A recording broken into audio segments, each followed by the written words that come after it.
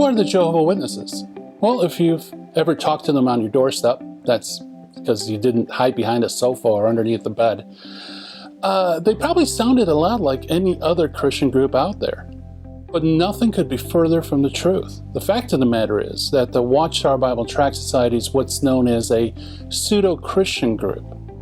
That is, that they use the same words and terminology that us Catholics and other Christians use, but the meanings behind those terms are radically different than how they've been understood historically. And so you can see how, if a well-meaning person talks to them at their door and they don't know the background of this group, how they could be deceived and pulled into this thought system. And so that's why I'm very pleased to produce this set for Catholic production on the Jehovah Witnesses. We touch on things that I don't think you'll find anywhere else in one resource. Now, there are a lot of resources out there on the Jehovah Witnesses, both on the web and in print, but very few of them come from a Catholic perspective.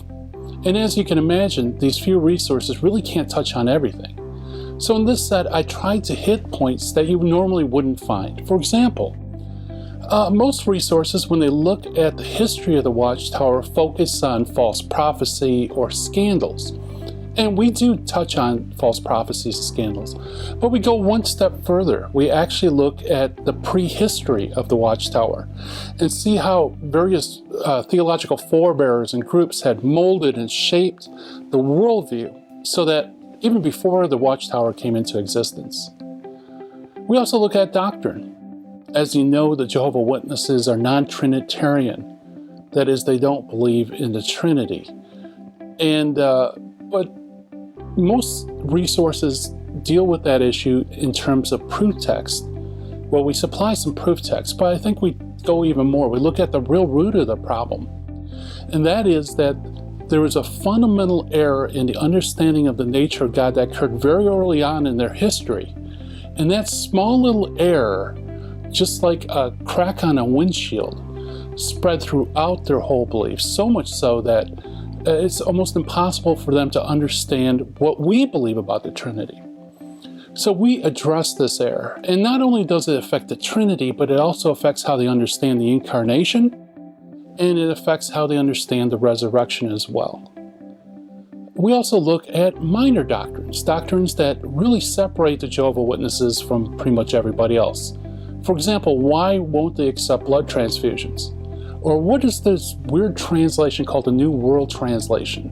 Why is it so different from other biblical translations? We also look at why they don't celebrate birthdays or take the Pledge of Allegiance, other things like that.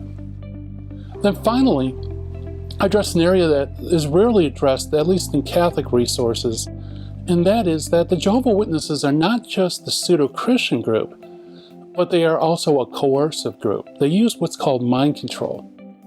And by that, they using social manipulation and doctrinal manipulation, they're able to imprison the minds of their followers so that it's almost impossible for their members to think outside of the group.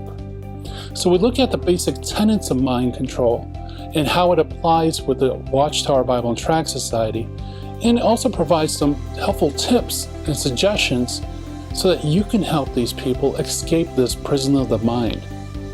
So I hope you enjoyed this set as much as I enjoyed making it.